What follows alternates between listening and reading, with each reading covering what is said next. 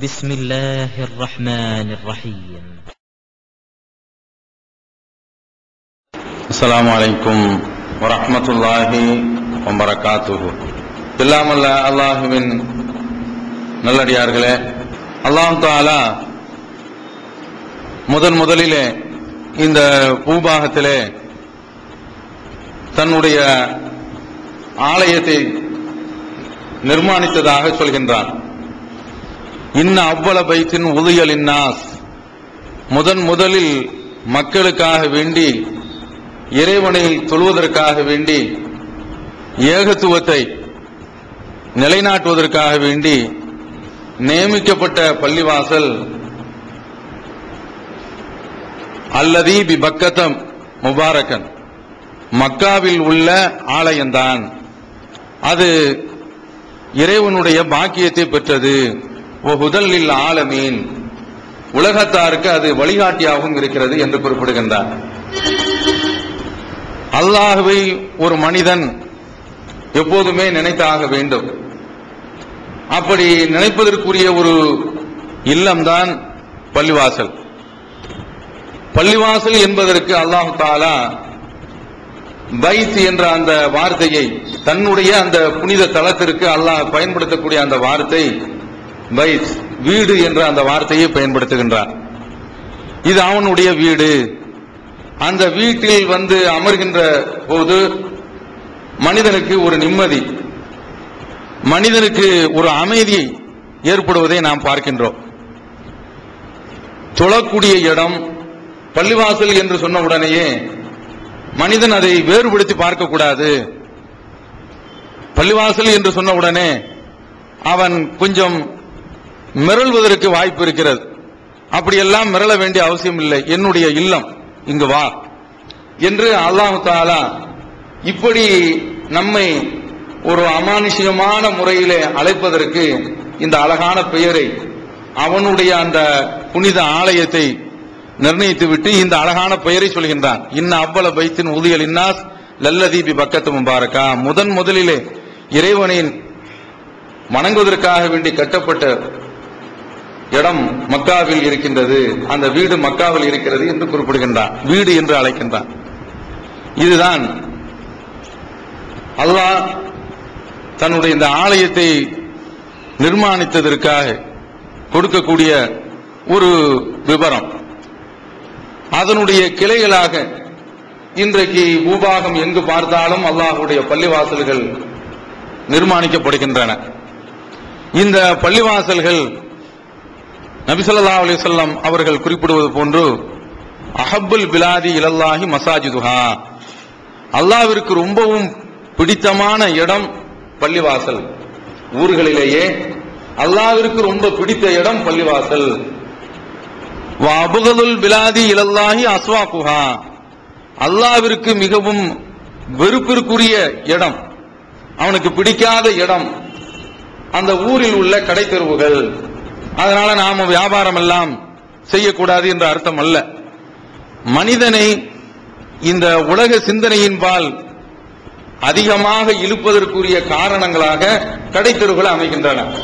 அதனால் நபி ஸல்லல்லாஹு அலைஹி வஸல்லம் அவர்கள் இந்த செய்தியை நமக்கு இங்கு குறிப்பிடுகின்றார்கள். அந்த இறைவனுக்கு பிடித்தமான அந்த இறை இல்லத்தில் இப்பொழுது நாம் எல்லாம் கூடியிருக்கின்றோம். இந்த இறை இல்லம் என்பது மற்ற எல்லா இடங்களிலும் இறை இல்லங்களை நிர்மாணிக்கின்றார்கள். இறை இல்லங்கள் எங்கு பார்த்தாலும் பல ஊர்களில் அதிகமான அளவுல கட்டப்பட்டு அங்கெல்லாம் மக்கள் வந்து தொழுது கொண்டிருக்கக்கூடிய காட்சியை நாம் பார்க்கின்றோம். இந்த இறை இல்லம் கட்டப்பட்டதனுடைய நோக்கம் எதற்கு என்று நாம் பார்க்கின்ற பொழுது, இறைவனுடைய ஏகத்துவத்தை நிலைநாட்டுவதற்காக வேண்டி. எங்கு பார்த்தாலும் நாம் நபி ஸல்லல்லாஹு அலைஹி வஸல்லம் அவர்கள் சொன்னது போன்று, அவர்கள் கற்றுத்தந்தது போன்று, அவர்கள் காட்டி தந்தது போன்று தொழுவதற்கு அனுமதி கிடையாது. அடிக்கப்பட்டோம், உதைக்கப்பட்டோம், ஊர் நீக்கம் செய்யப்பட்டோம், பல்வேறு அல்லல்களுக்கு உள்ளாக்கப்பட்டோம், அடக்குமுறைக்கு ஆளாக்கப்பட்டோம்.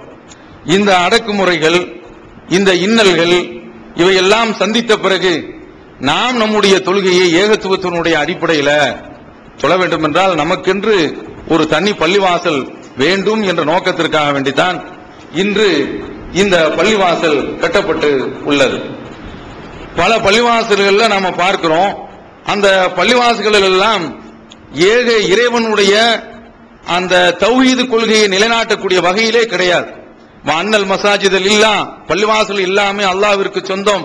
ஃபலா ததுவு மா அல்லாஹி அஹதா, அல்லாஹ்வை விட்டு அங்கு வேறு யாரையுமே நீங்கள் அழைக்காதீர்கள், அல்லாஹ்வுடன் வேறு யாரையுமே இணை வைக்காதீர்கள் என்று அல்லாஹ் குறிப்பிடுகின்றான்.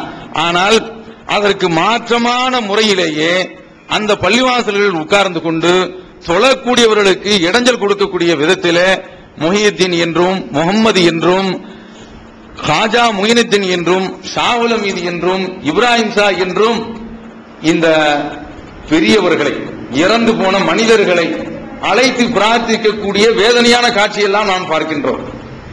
இவர்கள் எல்லாம் இந்த பள்ளிவாசல்கள் இப்படி இறைவனுக்கு இணை வைப்பதை அரங்கேற்றுவது உடனே அவர்கள் அந்த பள்ளிவாசலை நிர்வகிப்பதற்கு கொஞ்சம் கூட தகுதி இல்லாதவர்களாகவும் இருக்கின்றார்கள்.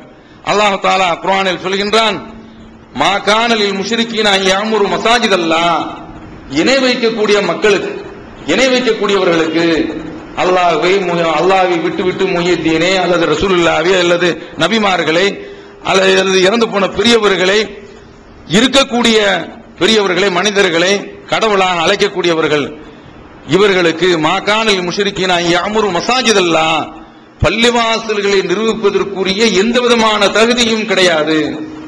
ஷாஹிதீன அலா அன்ஃபுஸிஹிம் பில் குஃப்ர், அவர்கள் இறை மறுப்பிற்கு சாட்சியாளர்களாக திகழ்ந்து கொண்டிருக்கின்றார்கள். அவர்களே குஃப்ருக்கு சாட்சி பகரக்கூடியவர்களாக திகழ்ந்து கொண்டிருக்கின்றார்கள். உலாயிக ஹபிதத் அமாலுகும், அவர்களுடைய அமல்கள் எல்லாம் பாழாய் போய்விட்டன. அல்லாஹ் சொல்கின்றான், அவர்கள் ஒஃபின்னாரிஹும் ஹாலிதூன், நரகத்தில் நிரந்தரமாக வேதனைப்படக்கூடியவர்கள், நிரந்தர நரகம் என்று சொல்கின்றான். இன்னமா யாமுர் மசாஜிதல்லாஹ், அல்லாஹ்வுடைய பள்ளிவாசலை நிரூபிப்பதற்கு உரிய தகுதி யாருக்கு இருக்கின்றது என்றால் அல்லாஹ் திருக்குர்ஆனிலே குறிப்பிடுகின்றான், மன் ஆமன பில்லாஹ், அல்லாஹ்வை நம்பி, வல் யௌமல் ஆகிர், மறுமை நாளையும் நம்பி, வஅகாமஸ் ஸலாத், தொழுகையை நிலைநாட்டி, வஆத்தஸ் ஸகாத், ஜகாத்தையும் கொடுத்து, வலம் யக்ஷ இல்லல்லாஹ், அல்லாஹ்வை தவிர வேறு எவருக்கும் எந்த சக்திக்கும் அஞ்சாதவர்களுக்கு தான் இந்த பள்ளிவாசலை நிர்வகிக்கக்கூடிய தகுதி இருக்கின்றது.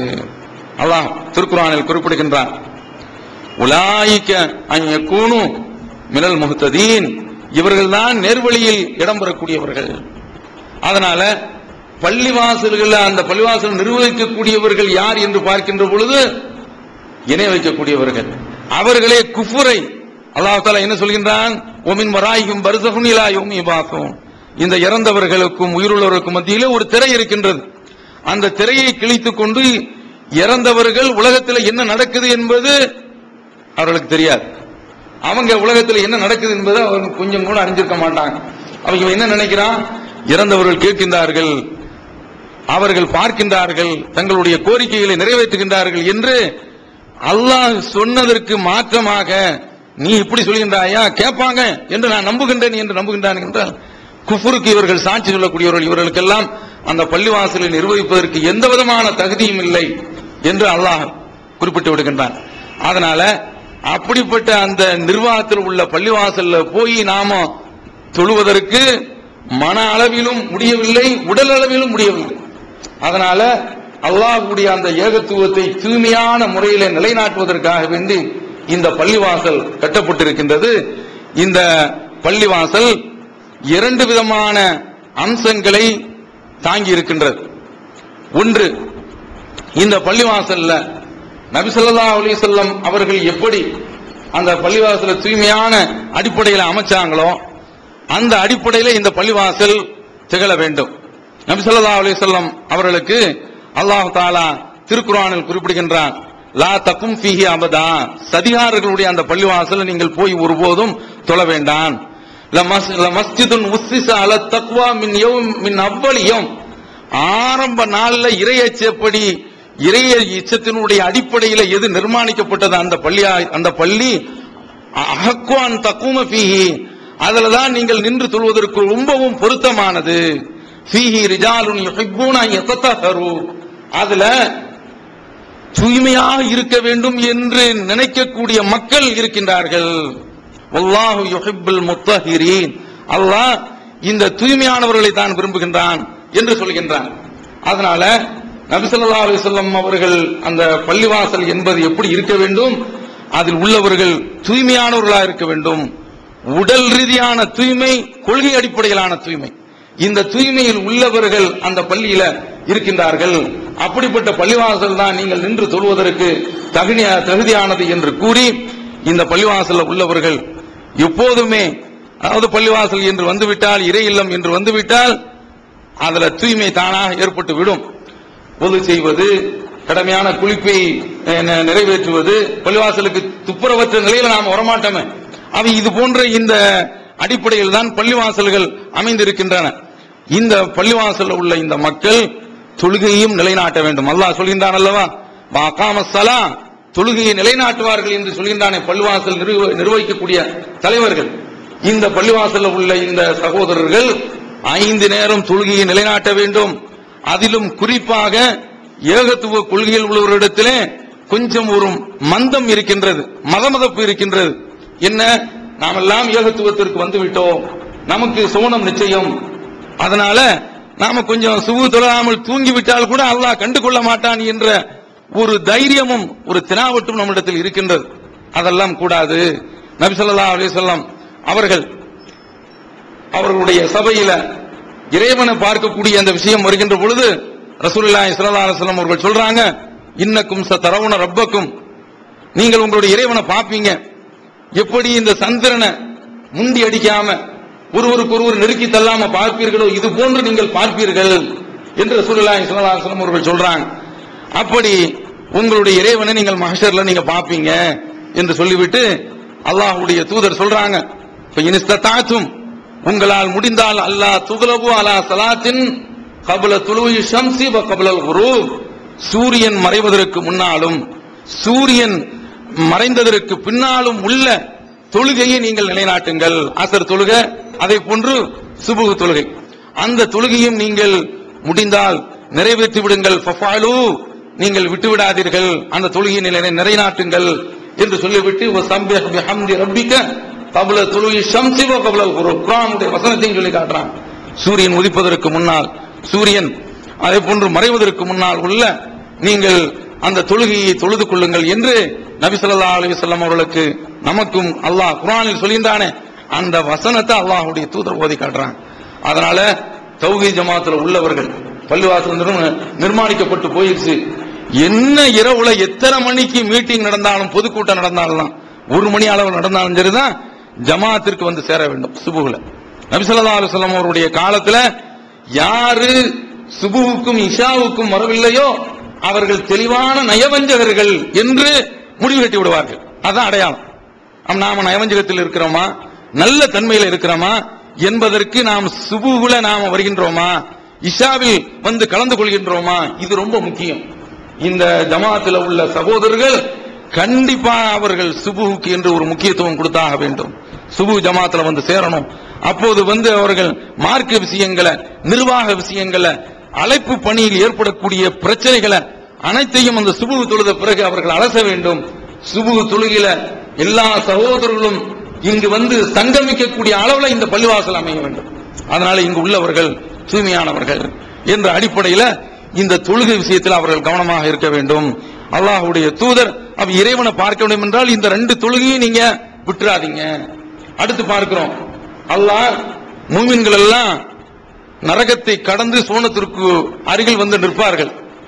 அந்த நேரத்தில் அவங்க அல்லாஹ்ட்ட சொல்றாங்க, அல்லாஹ், யா அல்லாஹ், எங்களோடு தொழுது கொண்டிருந்த மக்களை காணாம, எங்களோடு நோன்பு நோற்றுக் கொண்டிருந்த சகோதரர்களை காணாம, எங்களோடு அமல் செய்து கொண்டிருந்த அந்த மக்களை காணாம என்று கேட்கின்ற பொழுது பாருங்க நரகத்தில் என்று தேடி பார்க்க சொல்வான். தேடி பார்க்கும் பொழுது அந்த மக்களுடைய நெற்றியில சஜதா தழும்பு கிடக்கும். அந்த தழும்ப நெருப்பு, நரக நெருப்பு தீண்ட தூக்கி நீங்க பார்த்து கொள்ளணும். அதாவது தொழாதவர்கள் அவங்க சொர்க்கத்துக்கு போக முடியுமாங்கிற இந்த ஹதீஸை வச்சு நீங்க தெரிஞ்சுக்கங்க. நெற்றியில சஜதா தழும்பு ஏற்பட வேண்டும் என்றால் அதனால தரையில போட்டு நம்முடைய நெற்றிய உரச வேண்டும் என்பது அல்ல. அது மறைமுகமாகவே அல்லாஹ் தஆலா ஏற்படுத்தி கொடுத்து விடுவான். நாம ஆனா அந்த அளவுக்கு தொழுகை இருக்கணும். தொழுது தொழுது தொழுது தொழுது இருந்தால் நம்மை அறியாமலே அங்க ஒரு காய்ப்பு ஏற்பட்டு விடும். தொழுது விட்டால் போதும், அல்லாஹ் தஆலா அங்க ஒரு அடையாளத்தை வச்சிரான். இந்த அடையாளத்தை பார்த்துதான் மலக்குகள் நரகத்திலிருந்து அப்படியே தூக்கிட்டு வர்றான். தூக்கிட்டு வந்து ஒரு தண்ணீர்ல கழுவி அப்புறம் இந்த மூமின்களுடைய பரிந்துரையில சேர்ந்து தொழுதோம பள்ளிவாசல்ல, சுபுல சங்கமிச்சோம, லுஹர்ல சங்கமிச்சோம, ஜும்மாவுல சங்கமிச்சோம, இந்த சகோதரர்களா நின்று அவங்கள காணாம எங்களோட தொழுத ஆள் எங்க போனாங்க? வெளிவந்து விட்டது இஸ்லாம் கூறும் குடும்பவியல் ரமலான் மாதம் தொடர் சொற்பொழிவு 5 டிவிடிகளாக விலை ரூபாய் 150 மட்டுமே. கூரியர் செலவு தனி. கிடைக்கும் இடம் TNTJ வீடியோ விஷன், நம்பர் 30, அரமனைக்காரன் தெரு, மன்னடி, சென்னை 1. இஸ்லாத்தை குர்ஆன் மற்றும் ஹதீஸ் வாயிலாக அறிந்திட அழகிய இணையதளமான onlinepj.com என்ற இணையதளத்திலிருந்து எடுக்கப்பட்ட இஸ்லாம், அரசியல் மற்றும் சமூக கேள்விகளுக்கான பதில்களின் ஒரு தொகுப்பு. கொள்கை விளக்கம், தொழுகை, நோன்பு, ஜக்காத், ஹஜ், அரசியல் மற்றும் பொதுவான பதில்கள் உள்ளிட்ட சுமார் 300 கேள்விகளுக்கான பதில்கள் அடங்கிய இந்த புத்தகத்தின் விலை ரூபாய் 150 மட்டுமே. தமிழ்நாடு தௌஹீத் ஜமாத்தின் புதிய வெளியீடு, மாதம் ஒரு பிரசுரம், கட்டுரைகளின் தொகுப்பு, விலை ரூபாய் 120 மட்டும். கிடைக்கும் இடம் TNTJ வீடியோ விஷன், எண் 30, அரண்மனைக்காரன் தெரு, மன்னடி, சென்னை 1. செல் 9500168989 என்று கேட்கின்றார்கள். இந்த கிடக்குறாங்க என்று இவர்களுடைய பரிந்துரையில சோனத்துக்குள்ள போறாங்க. அவன் கூட்டு தொழுக, ஜமாத்து தொழுக, இதுல நாம் எப்பொழுதுமே வந்து சேர வேண்டும். அதுல சுபுவும் இஷாவும் ரொம்ப முக்கியமான ஒரு தொழுகை என்பதை இந்த நேரத்தில் நாம் கவனித்துக் கொள்ள வேண்டும். அடுத்து, இது அல்லாஹ்வுடைய தூதர் எப்படி மஸ்ஜித் நபவியை கட்டி அதன் மூலமாக அது ஒரு தொழும் இடம் என்ற அடிப்படையோடு மட்டும் நிறுத்தாமல் அது ஏகத்துவத்தினுடைய ஒரு மையமாக ஆக்கி வைத்தார்களே, அது போன்ற ஒரு மையமாக இது திகழ வேண்டும். அல்லாஹ் அந்த பாக்கியத்தை கொடுக்க வேண்டும். நபி ஸல்லல்லாஹு அலைஹி வஸல்லம் அவர்கள் முதல்ல மதீனாவிற்கு வர்றாங்க. அவர்கள் கிளம்பும் பொழுது அபூபக்கர் ரலியல்லாஹு தஆலா அவர்களுக்கு அவர்களுடைய வீட்டிற்கு ஏற்கனவே அவர்களுக்கு தகவல் தெரிவிச்சிருந்தாங்க. இறைவனிடத்தில் இருந்து எனக்கு உத்தரவு வரும், இங்கிருந்து மக்காவிலிருந்து புறப்பட்டு மதீனாவுக்கு செல்வதற்கு உத்தரவு வரும், வந்தவுடன் நான் வருவேன். ஏன் இந்த செய்தியை அபூபக்கர் ரலியல்லாஹு தஆலா இடத்தில் கூறுகின்றார்கள் என்றால், அபூபக்கர் ரலியல்லாஹு தஆலா அவர்கள் மக்காவில் நான் இருக்க முடியாது என்று வெளியில கிளம்பி போறாங்க. அப்போது ஒரு ஆள் மடக்கி நீங்க வாங்க என்று ஊர்ல அமர்த்துறாங்க, இருக்கின்றார்கள். மீண்டும் பிரச்சனை வருகின்றது, நான் அபிசினியாவுக்கு போகவா என்று கேட்கின்ற பொழுது, அலா ரிசிலிக்க, கொஞ்சம் காத்திரு, நான் உனக்கு தகவல் சொல்கின்றேன், எனக்கு உத்தரவு வருவதை நான் எதிர்பார்த்துக் கொண்டிருக்கின்றேன் என்று சொன்ன அடிப்படையில் அப்படி சொல்லியிருந்தாங்க. அது போன்று வீட்டிற்கு வர்றாங்க. வீட்டிற்கு வந்த உடனே அஹ்ரஜ்மன் இந்த இங்கு வீட்டுல வெளியில உள்ள ஆட்கள் இருந்தா வெளியே போக சொல்லிவிடுங்கள், அந்நிய ஆட்கள் இருந்தால் இங்கு இருக்க வேண்டாம் என்று சொன்ன உடனே அபூபக்கர் ரலியல்லாஹு தஆலா அவர்கள் சொல்றாங்க, எல்லாருமே உங்களுடைய குடும்பத்தில் உள்ளவர்கள் தான், அந்நியவர்கள் யாரும் கிடையாது என்று சொன்ன உடனே ரசூலுல்லாஹ் ரகசியமா போறாங்க. எனக்கு தகவல் வந்து விட்டது, அல்லாஹ் எனக்கு இங்கிருந்து கிளம்புவதற்கு உத்தரவு கொடுத்து விட்டான் என்று சொன்ன உடனே இதோ 2 ஒட்டகங்கள், அதற்கு தீனி போட்டு நான் தயாராக வைத்திருக்கின்றேன் என்று சொன்ன உடனே ரசூலுல்லாஹி ஸல்லல்லாஹு அலைஹி வஸல்லம் அவர்கள் சொல்றாங்க, அந்த ஒட்டகத்தை நான் வாங்க வேண்டும் என்றால் அதற்குரிய கூலியை, விலையை தந்துவிட்டு தான் நான் வாங்குவேனே தவிர சாதாரணமாக வாங்க மாட்டேன் என்று சொல்கின்றார். அப்படி வாங்குறாங்க. ஏன் தெரியுமா? நாடு துறந்து புறப்படுறாங்க, புனித பயணம் மேற்கொள்கின்றார்கள். இஸ்லாத்தை சொன்னதின் காரணத்தினால சொந்த ஊர் அவர்களை விரட்டுகின்றது, துரத்தி விடுகின்றது.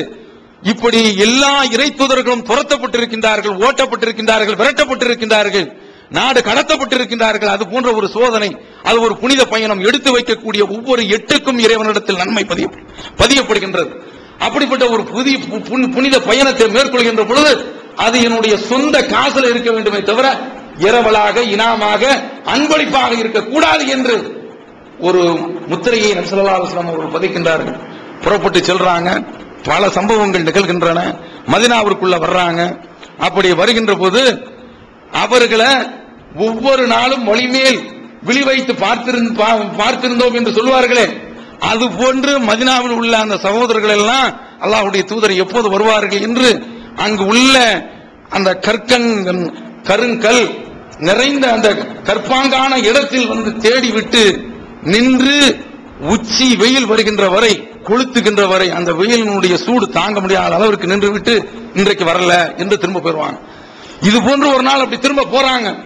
அப்படி போன உடனே முதல்ல ஒரு யூதன் தன்னுடைய மாடி வீட்டில் இருந்து பார்க்கின்றான். 2 உருவங்கள் வருகின்றன. இது முகமது தான் என்று தெரிந்த உடனே யா மாஷரல் அரபு சமூகத்தாரே, இதோ வந்து விட்டார், நீங்கள் யாரை எதிர்பார்த்து கொண்டிருக்கின்றீரோ அந்த கண்ணியமிக்கவர் இதோ வந்து விட்டார் என்று சொன்ன உடனே அப்படியே மக்கள் எல்லாம் ஓடி வர்றாங்க. ரசூலுல்லாஹி ஸல்லல்லாஹு அலைஹி வஸல்லம் அவர்கள் மதீனாவில் வந்து பனி ஆஃப் இப்னு அம்ர் என்பவருடைய பனி அம்ர் இப்னு ஆஃப் என்பவருடைய அந்த கிளையார் இடத்துல தான் தங்குறாங்க. அங்குதான் வந்து ஒரு பள்ளிவாசலை நிர்மாணிக்கிறாங்க. அந்த பள்ளிவாசலை நிர்மாணித்து விட்டு ரசூலுல்லாஹி ஸல்லல்லாஹு அலைஹி வஸல்லம் அவர்கள் ஒரு 15 நாட்கள் இருக்கிறாங்க. அல்லாஹ்வுடைய தூதர் வந்த உடனே அந்த மக்கள் வரவேற்ற காட்சி, அல்லாஹ்வுடைய தூதர் அங்கு வந்த உடனே எல்லோருமே அவர்களை பார்க்காதவர்கள் என்ன விளங்கி கொண்டார்கள் என்று தெரியுமா? ரசூலுல்லாஹ் அந்த அளவுக்கு எளிமையா இருக்கிறாங்க. அபூபக்கரை தான் ரசூலுல்லாஹ்னே விளங்கி வச்சிருக்கிறாங்க. வெயில் அடிக்குது, ரசூலுல்லாஹி ஸல்லல்லாஹு அலைஹி வஸல்லம் அவர்கள் மேனியில வெயில் படுகின்றது என்று அபூபக்கர் ரலியல்லாஹு தஆலா அவர்கள் தன்னுடைய ஒரு துணியை ஆடை எடுத்து நிழல் கொடுக்கக்கூடிய அந்த நேரத்தில் தான் உட்கார்ந்திருப்பவர் அமர்ந்திருப்பவர் தான் அல்லாஹ்வுடைய தூதர், இவங்க அவங்களுடைய நண்பர் என்று அபூபக்கர் என்று விளங்கிக் கொள்கின்றார்கள். இதற்கு பிறகுதான் அங்கு ஒரு பள்ளிவாசலை கட்டுறாங்க. அந்த பள்ளிவாசல் தான் மஸ்ஜிது குபா என்று பெயர். இந்த பள்ளிக்கு ரசூலுல்லாஹி ஸல்லல்லாஹு அலைஹி வஸல்லம் அவர்கள் மதீனாவில் இருந்து நடந்தும் வருவாங்க, வாகனத்தில் வருவாங்க ஒவ்வொரு சனிக்கிழமையும். இது புகாரில இடம்பெற்றிருக்கு. இந்த பள்ளியை நிர்மாணித்து விட்டு அடுத்து ரசூலுல்லாஹி ஸல்லல்லாஹு அலைஹி வஸல்லம் அவர்கள் வருகின்றார்கள். மதீனாவிற்கு வந்த உடனே அங்கு அவர்களுடைய ஒட்டகம் ஒரு இடத்துல படுத்துக் கொள்கின்றது. அப்போது நபி ஸல்லல்லாஹு அலைஹி வஸல்லம் அவர்கள் சொல்கின்றார்கள், இன்ஷா அல்லாஹ் ஹாதல் மன்சில், ஹாதா இன்ஷா அல்லாஹ் மன்சில், இதுதான் நாம் தங்கக்கூடிய இடம் என்று சொல்லிவிட்டு என்ன இதனுடைய விலை என்ன, யாருக்குள்ளது என்பதை எல்லாம் விசாரிக்கின்றார்கள். சுஹைல் சஹல் என்ற அனாதை சிறுவர்களுக்குரிய இடம் என்று சொன்ன உடனே நபி ஸல்லல்லாஹு அலைஹி வஸல்லம் அவர்கள் அந்த 2 பேரை அழைக்கிறாங்க. அவர் அந்த 2 இளவல்களும் யாரிடத்துல வளர்கின்றார்களோ அந்த அஸாத் இப்னு ஜுராரா என்பவர்களையும் அழைக்கின்றார்கள். அழைத்து இந்த இடம் வேண்டும், இங்கு நான் பள்ளி கட்ட வேண்டும் என்று சொன்ன உடனே அவங்க சொல்றாங்க, அல்லாஹ்வுடைய தூதரே, இதற்கு நாங்க காசு வாங்க மாட்டோம், இலவசமாகத்தான் தருவோம், தானமாகத்தான் கொடுப்போம். பாருங்க, அன்றைக்கு அப்படி அவங்க அந்த மாதிரி சொன்னதின் காரணத்தினாலதான் இன்றைக்கும் அரபகத்தில் உள்ள ஒரு பழக்கம் என்ன தெரியுமா? இடத்தை தானமாகவே கொடுத்து விடுவார்கள். எந்த சவுதியாக இருக்கட்டும், இடத்தை வந்து தானமாகவே கொடுத்து விடுவார்கள். வச்சுக்க, அல்லாஹ்வுடைய பள்ளிவாசல் என்று வந்த உடனே அதுக்கு காசு வாங்க மாட்டாங்க. அப்படிப்பட்ட ஒரு நல்ல பண்பு இன்றைக்கு வரைக்கும் அவரிடத்தில் நீடிப்பதை பார்க்கிறோம். இப்போ ரசூலுல்லாஹி ஸல்லல்லாஹு அலைஹி வஸல்லம் அவர்கள் அவங்க இடத்துல வலுக்கட்டாயமா பணத்தை வாங்கிதான் தீரணும். ஏன் தெரியுமா? அந்த பள்ளிவாசலை கட்டுவதற்குரிய நன்மையை தான் அடைய வேண்டும். மன்பனால் இல்லாஹி மஸ்ஜிதன் பனல்லாஹு பைத்தன் ஃபில் ஜன்னா, யார் இந்த பூபாகத்தில் ஒரு இறை இல்லத்தை கட்டுகின்றார்களோ அல்லாஹ் அவருக்கு சுவனத்தில் ஒரு மாளிகையை கட்டுகின்றான். அந்த ஹதீஸுக்கு இலக்கணமாக, அந்த ஹதீஸுக்கு ஒரு விளக்கமாக அமைய வேண்டும் அல்லவா? தன்னுடைய சொந்த காசுல தான் அந்த பள்ளிவாசலை வாங்கி அந்த நிலத்தை வாங்கி கட்டுகின்றார்கள். அப்படி கட்டுகின்ற பொழுது செங்கற்களையும் ரசூலுல்லாஹி ஸல்லல்லாஹு அலைஹி வஸல்லம் அவர்கள் சுமந்து அந்த பள்ளிவாசலை கட்டுவதற்கு அவர்களும் பாடுபடுகின்றார்கள். அப்போதுதான் அவர்கள் ஒரு கவிதை கூட படிக்கின்றார்கள். ஹாதல் ஹிமால் லா ஹிமால ஹைபர், இதோ நாங்கள் சுமந்து வருகின்றோமே இந்த சுமை, ஹைபர்ல செல்வ வளங்கள் சுமப்போமே அது மாதிரி கிடையாது. ஹாதா அபர்ரு வாத்தர் ரப்பினா, ஹாதா அபர்ரு ரப்பினா வாத்தர், இது இறைவனிடத்திலிருந்து கிடைத்த மிகப்பெரிய ஒரு நன்மை. நாங்க சுமக்கின்றோம் என்றால் இந்த ஒவ்வொரு கல்லுக்கும் இறைவனிடத்திலிருந்து ஹாதல் ஹிமாலுலா ஹிமால ஹைபர், இது ஹைபர்ல இருந்து சுமந்து வரக்கூடிய சுமையை போன்ற அல்ல. ஹாதா அபர்ரு ரப்பினா வாத்தர், எங்களுடைய இறைவனிடத்திலிருந்து புனிதமான கூலியை பெற்று தரக்கூடிய ஒரு பணி. அந்த பள்ளிவாசல் செங்கலை தூக்கி கொடுக்கிறது. ரசூலுல்லாஹ்வுடைய மேனியெல்லாம் புழுதி படர்ந்து போயிருக்கின்றது. இப்படி ரசூலுல்லாஹி ஸல்லல்லாஹு அலைஹி வஸல்லம் அவர்கள் அந்த பள்ளியை கட்டி அதை ஒரு கட்டும் பொழுது அதுல இந்த கவிதையை படுக்கின்றார்கள். அல்லாஹும்ம லா அஜ்ர இல்லா அஜ்ருல் ஆখিরা, கூலி என்றால் அது மறுமையினுடைய கூலிதான். அல்லாஹும்ம இன்னல் அஜ்ர அஜ்ருல் ஆখিরা, கூலி என்றால் மறுமையினுடைய கூலிதான். ஃபக்ஃபிர் ஃபர்ஹமில் அன்சார வல் முஹாஜிரா, நீ அன்சாரிகளுக்கும் முஹாஜிர்களுக்கும் அருள் செய் என்று நபி ஸல்லல்லாஹு அலைஹி வஸல்லம் அந்த பணியில, அவங்க தானே அடைக்கலம் கொடுத்தாங்க, அந்த தூய்மையான அந்த சகோதரர்களை, கொள்கை சகோதரர்கள் அப்பொழுது பாராட்டி அவர்களுக்காக வேண்டி துவா செய்த வண்ணம் அல்லாஹ்வுடைய தூதர் இந்த செங்கற்களை சுமந்து கொண்டு செல்வதை நாம பார்க்க முடிகின்றது. இப்படிப்பட்ட பள்ளிவாசல் தான், இப்படி நிர்ணயிக்கப்பட்ட பள்ளிவாசல் தான் மஸ்ஜித் நபவி. இந்த மஸ்ஜித் நபவி தான் ஏகத்துவம் எங்கு போய் சேர வேண்டுமோ அந்த மக்கா நகரம், அங்குதான மக்கள் துரத்தி விட்டாங்க, அங்கு வந்து சேர்கின்றது. நபி ஸல்லல்லாஹு அலைஹி வஸல்லம் அவர்கள் இங்கிருந்துதான் பள்ளிவாசல் என்பது, அல்லாஹ்வுடைய தூதருடைய அந்த பள்ளிவாசல் என்பது அதுதான் ஒரு ராணுவ முகாம். ஒவ்வொரு பள்ளிவாசலுக்கு வந்து தொழுந்த ஒவ்வொருவருமே ஒரு ராணுவ படை வீரர். அங்கதான் அவர்களை பட்டை திட்டினார்கள், அங்குதான் அவர்களை பயிற்றுவித்தார்கள். அந்த பள்ளிவாசல் மஸ்ஜித் நபவி ஒரு ராணுவ முகாமாக இருந்தது, ஒரு நீதிமன்றமாக திகழ்ந்தது, ஒரு சட்டமன்றமாக நாடாளுமன்றமாக திகழ்ந்தது, ஒரு ஆட்சி மன்றமாக திகழ்ந்தது. அங்குதான் ஆட்சியை அவர்கள் அமைத்திருந்தார்கள். இந்த பள்ளிவாசல்ல இருந்துதான் ஏகத்துவ வெளிச்சம் கிளம்பி இங்கிருந்துதான் அவர்கள் எந்த மக்கா நகரம் அவர்களை துரத்தி அடித்ததோ, அல்லாஹ்வுடைய தூதர் அந்த மக்காவிலிருந்து கிளம்பும் போது அவ முஹ்ரிஜிய மக்காவை விட்டு கிளம்புவாங்க என்று ஒரு தகவல் சொல்லப்பட்ட உடனே என்னை இந்த மக்காவிலிருந்து விரட்டி விடுவாங்களா என்று ஏக்கத்தோடு கேட்டார்களே. அப்படி கேட்ட பிறகு விரட்டப்பட்டார்களே. அந்த நகரம் அப்படியே அவர்களிடத்தில் பெரிய அளவு ரத்தம் சிந்தாமல், மிக பெரிய சேதாரம் இல்லாமல், உயிர் பலி இல்லாமல் மக்கா வெற்றியை ரசூலுல்லாஹ் அடைந்தார்களே, அதற்கு ஒரு அடித்தளமாக, அடிப்படையாக, படைக்களமாக அமைந்தது மஸ்ஜித் நபவி தான்.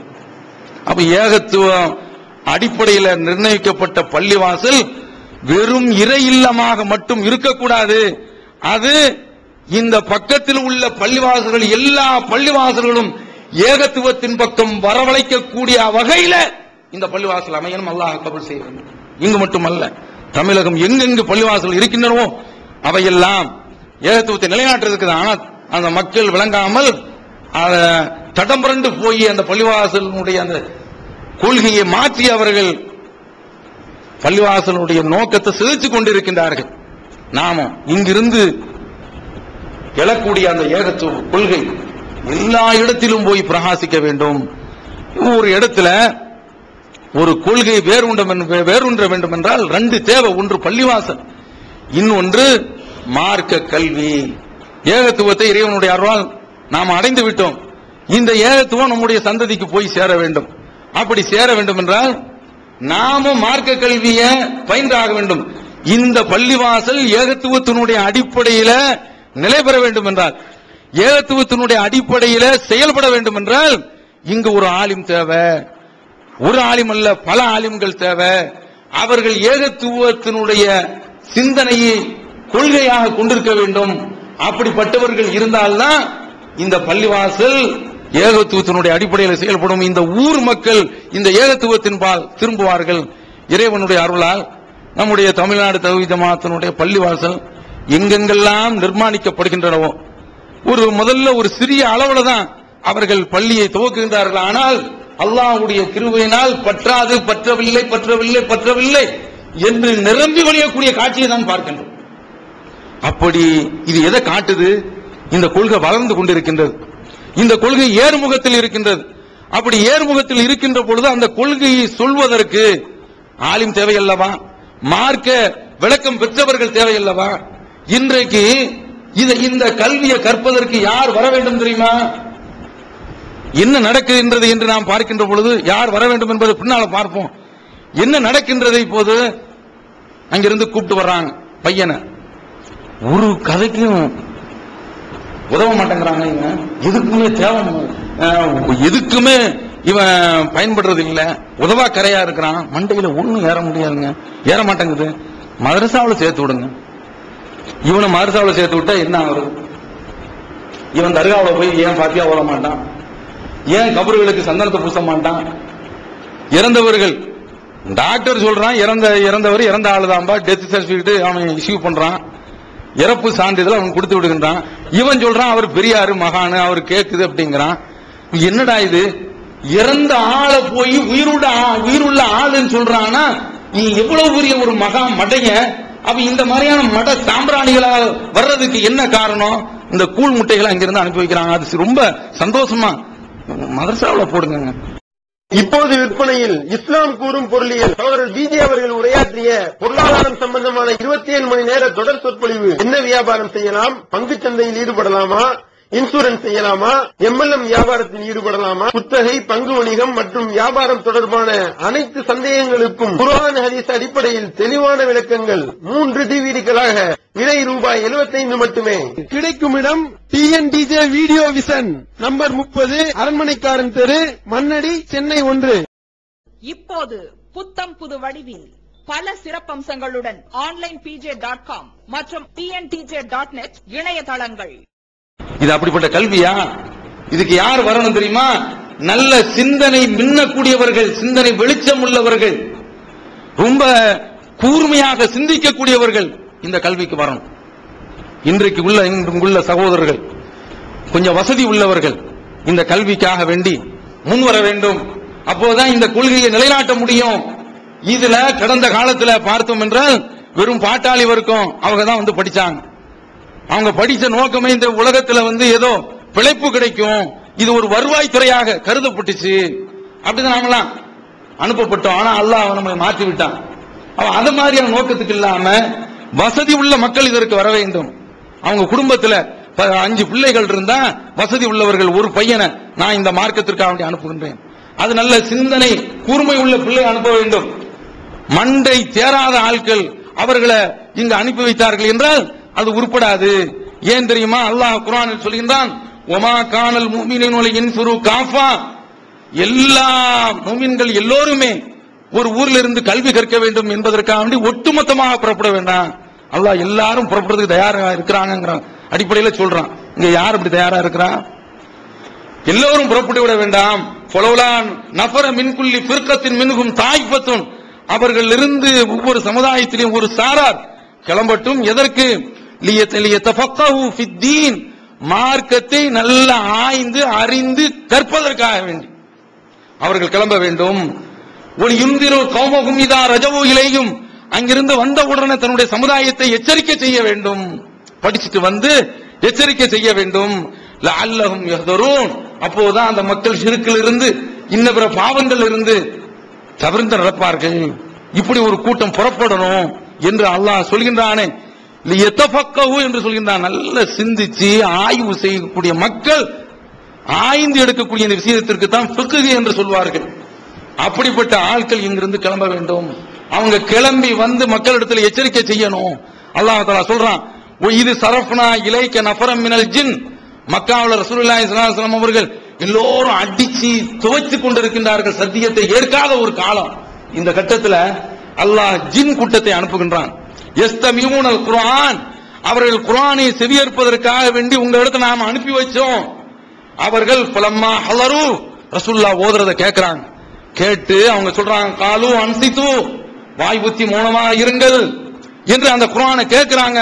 ஃபலம்மா குலிய, குர்ஆன் ஓதி முடிக்கப்பட்டவுடன் வல்லவ் இலா கௌமிஹும், அவர்கள் தங்களுடைய சமுதாயத்தை நோக்கி திரும்புகின்றார்கள்.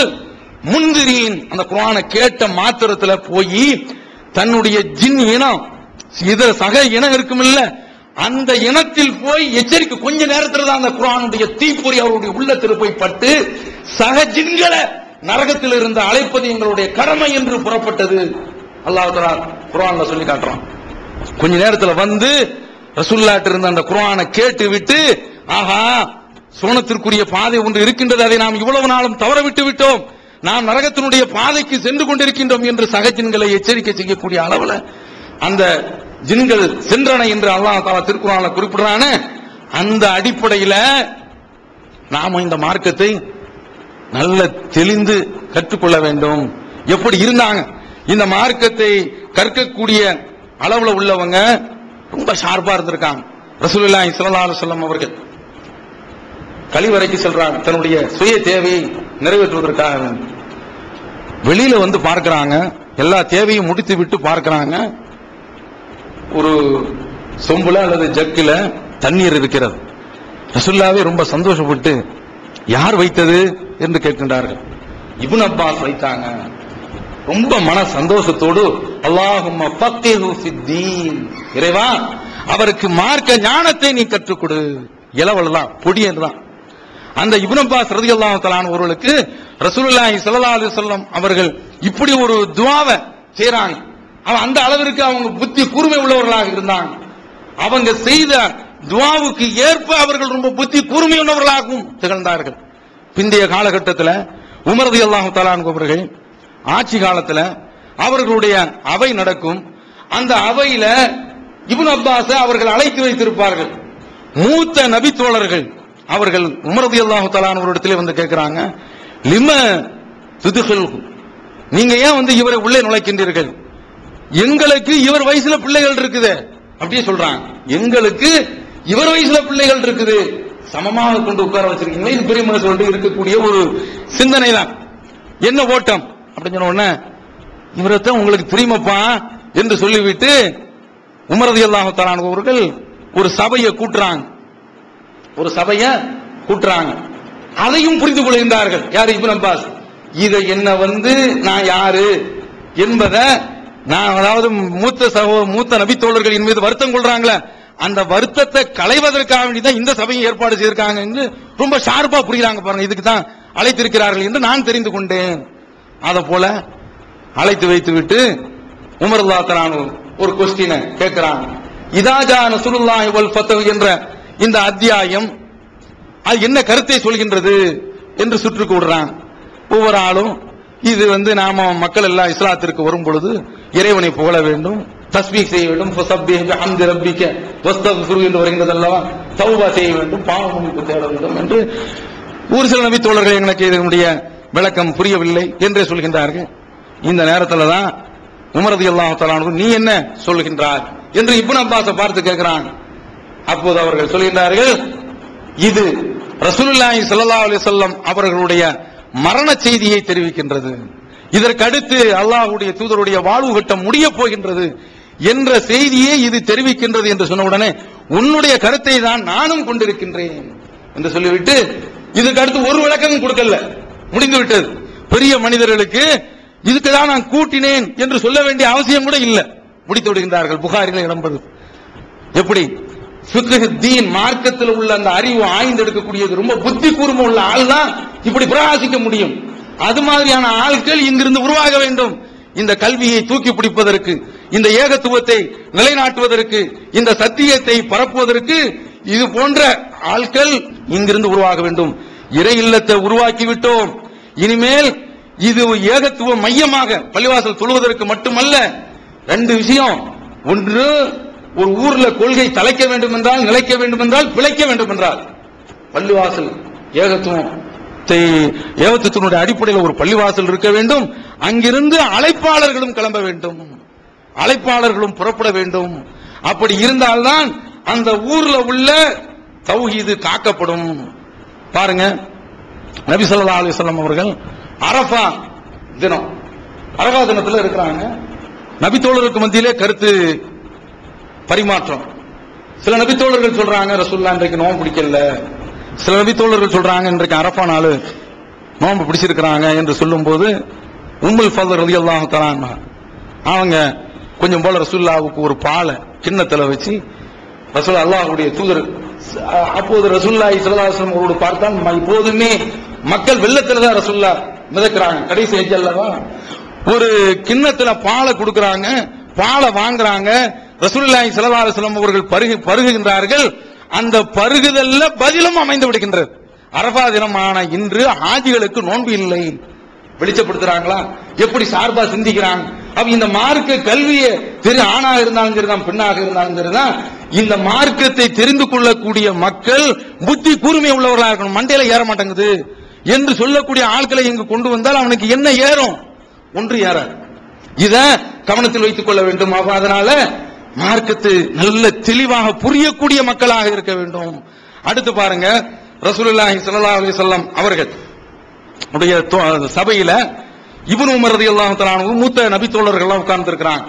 ஒரு பேரித்தம்பலம் மரத்தினுடைய குருத்து ஒன்று ரசூலுல்லாஹ்வுக்கு முன்னால கொண்டு வரப்படுகின்றது. ரசூலுல்லாஹ் ஒரு கேள்வி ஒண்ணும் குயிஸ் ப்ரோக்ராம் மாதிரி நடத்துறாங்க. மூமின்கள் ஒரு மரம் மூமின்களுடைய தன்மைக்கு ஒப்பானது. ஒரு மூமின் எல்லா வகையிலும் பிரயோஜனமாகத்தான் இருப்பான். அவன் பள்ளிவாசலுக்கு தொலை வந்தாலும் நன்மை, உலக காரியங்கள் செய்தாலும் அதற்கு நன்மை, அவனிடத்திலிருந்து நல்ல காரியம் தான் வெளிப்படும். இதற்கு உவமையாக அல்லாஹ்வுடைய தூதர் மூமினை போன்று உள்ள ஒரு மரம் ஒன்று இருக்கிறது அப்படின்னு சொன்ன உடனே இப்னு உமர் அவங்க சொல்றாங்க, எனக்கு தெரிஞ்சிருச்சு, ஆனா எங்க வாப்பா இருக்கிறாங்க, அபூபக்கர் ரலியல்லாஹு அன்ஹு இருக்கிறாங்க, நான் இதை எப்படி வெளிப்படுத்துறது? என்ன சொல்றாங்க? பனைமரத்தை நம்ம பார்க்கிறோம், அதனுடைய ஓலை, அதை நாம் குடிசைக்கு ஓலையாக வேய்ந்து கொள்கின்றோம். அந்த ஓலை எடுத்துக்கொண்டு அதுதான் பதநீருக்கு, அதுல வரக்கூடிய அந்த நீர் சுரக்கின்றது, அது பதநீராக அமைகின்றது. அதுல இருந்து கிடைக்கக்கூடிய அந்த பழம் நுங்காக நமக்கு கிடைக்கின்றது. அதுல உள்ள அந்த மரம் கட்டை இருக்கின்றது பண வலையாக நம்முடைய உத்தரத்திற்கு வீட்டுல அதைத்தான் நாம் பாவுகின்றோம். எல்லா வகையிலும் அந்த பனைமரம் வந்து பிரயோஜனமா இருக்கு. இதே போலதான் பெரு பாலைவனத்துல வளருது. இது எந்த ஒரு வகையிலுமே அதுல பிரயோஜனம் இல்லை என்று சொல்ல முடியாது.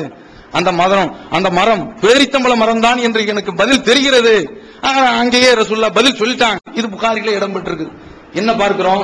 இப்படி சுதாரிச்சு விளங்க வேண்டும் ஹதீஸ. அடுத்து நம்ம பார்க்கிறோம், அபூபக்கர் ரலியல்லாஹு தஆலா அன்ஹு அவர்கள் அவங்க உட்கார்ந்து இருக்கிறாங்க, மற்ற நபி தோழர்களும் உட்கார்ந்து இருக்கிறாங்க. அப்போது நபி ஸல்லல்லாஹு அலைஹி வஸல்லம் அவர்கள் ஒரு செய்தியை சொல்றாங்க. அல்லாஹ் தஆலா இன்ன அப்தன் ஹய்யரஹுல்லாஹு, ஒருவருக்கு ஒரு அடியானுக்கு அல்லாஹ் அவருக்கு விருப்பத்தை கொடுத்துட்டான். அன் யூதியஹு மின் ஸஹரத்தி துன்யா, இந்த மாஷா இந்த உலகத்தில் அவர் என்ன வளர்த்த வேண்டும் என்றாலும் பெற்றுக் கொள்ளலாம், அல்லது மறுமையை அவர் தேர்ந்தெடுத்துக் கொள்ளலாம் என்ற ஒரு வாய்ப்பை கொடுத்து விட்டான் என்று சொன்ன உடனே ரசூலுல்லாஹ் சொல்றாங்க, இப்படியா அவர் ஒரு அடியாருக்கு பொதுவாகத்தான் சொல்றாங்க, ஒரு அடியாருக்கு அல்லாஹ் இப்படிப்பட்ட ஒரு வாய்ப்பை கொடுத்து விட்டான். என்ன வாய்ப்பு? இந்த உலக சௌரியங்கள்ல அவர் கொஞ்ச நாள் வாழ்றாருந்தா அப்படி வாழ்ந்தும் கொள்ளலாம், அல்லது மறுமையை அவர் தேர்ந்தெடுத்துக் கொள்ளலாம். இப்படிப்பட்ட ஒரு வாய்ப்பு அவருக்கு வழங்கப்பட்டிருக்கிறது. அந்த அடியார் மறுமையை தேர்ந்தெடுத்து விட்டார் என்று சொன்ன உடனே ஒரு இடத்தில் அழுகை குரல் கேட்கின்றது. ஒரு இடத்துல அழுகை குரல் கேட்கின்றது. அழுகுறாங்க. யாரு?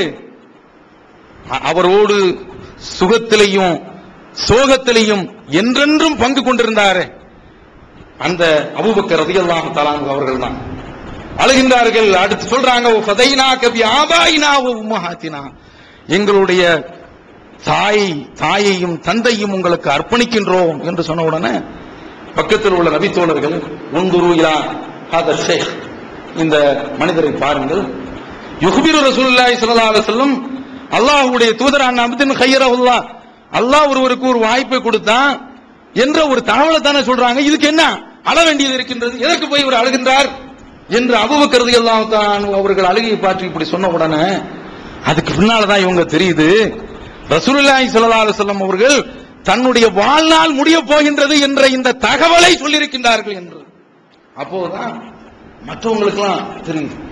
ரசூலுல்லாஹ் கூடவே தெரிந்து விடுகின்றது, நாம் இந்த அதுதான் என்னுடைய மறுமை நாள் நெருங்கி விட்டது, நான் இந்த உலகத்தை விட்டு பிரிய போகின்ற இந்த தகவலை சொல்றாங்க.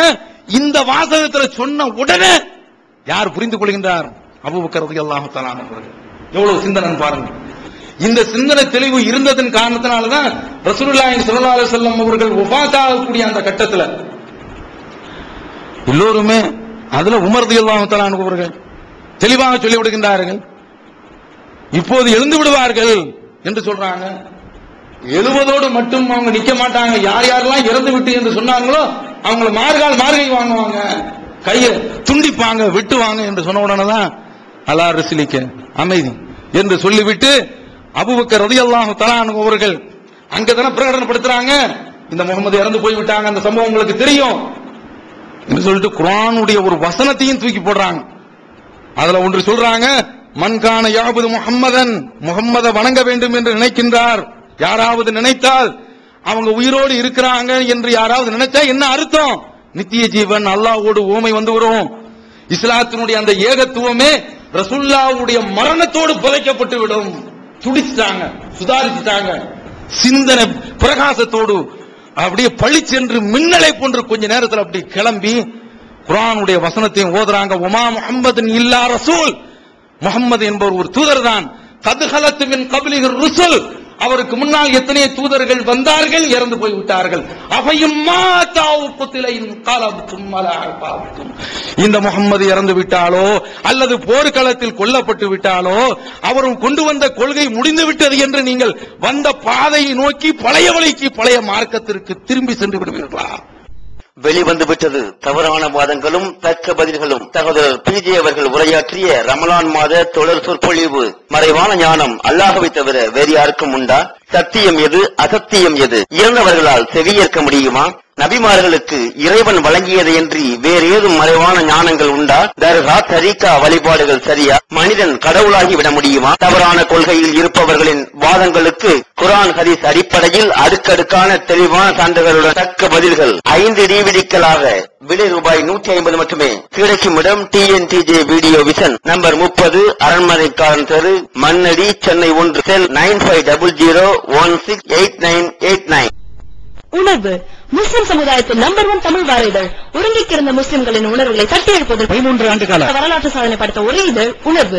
செய்திகளின் நடுநிலைமை, விமர்சனங்களின் நேர்மை, சமுதாய செய்திகளுக்கு முன்னுரிமை, இஸ்லாத்தின் எதிரிகளை அடையாளம் காட்டுதல், அரசியல், ஆன்மீகம் பற்றிய கேள்விகளுக்கு ஆணித்தரமான பதில்கள், ஆய்வுக் கட்டுரைகள், பல சுவையான அம்சங்களுடன் வெளிவரும் உணர்வின் வாசக சமுத்திரத்தில் நீங்களும் சங்கமமாகுங்கள். ஆண்டு சந்தா உள்நாடு ரூபாய் 400, வெளிநாடு ரூபாய் 2300, தனி இதழ் ரூபாய் 8. உங்கள் டிராஃப்ட்களை Muslim media trust, number 7, Vadamaraikka street, 2nd floor, Mannadi, Chennai 1 என்ற முகவரிக்கு அனுப்பி வையுங்கள் என்று கேட்டாங்களே அபூபக்கர் ரலியல்லாஹு அன்ஹு.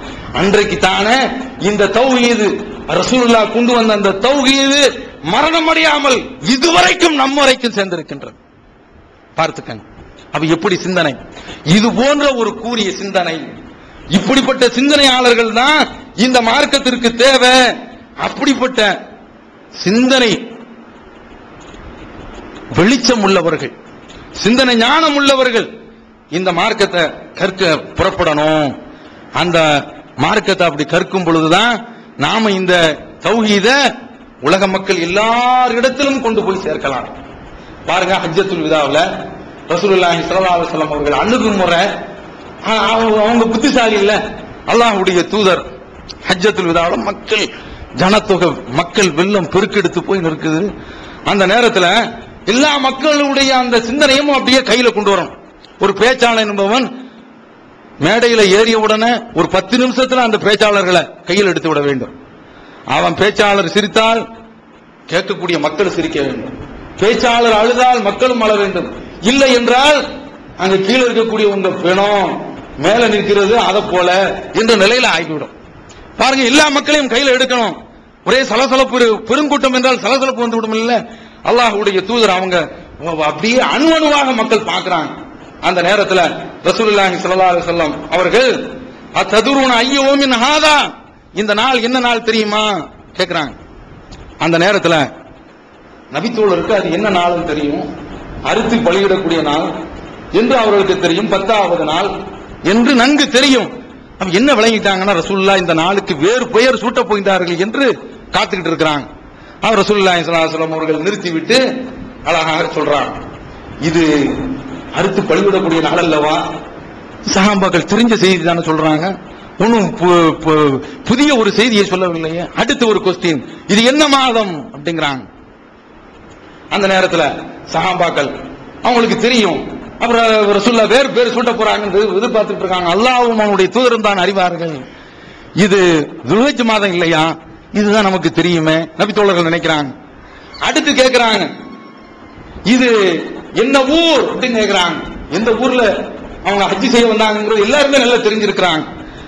ரசூலுல்லாஹ் இதுக்கு வேற பேர் கொடுக்க போறாங்க, அல்லாஹ்வும் அவனுடைய தூதரும் தான் அறிவார்கள் என்று சொன்ன உடனே இது மக்கா அல்லவா, இது புனித நகரம் அல்லவா என்று சொல்லிவிட்டு இவ்வளவுலையும் உள்ள அந்த சாராம்சத்தை இனிமேதான் கொடுக்கிறாங்க.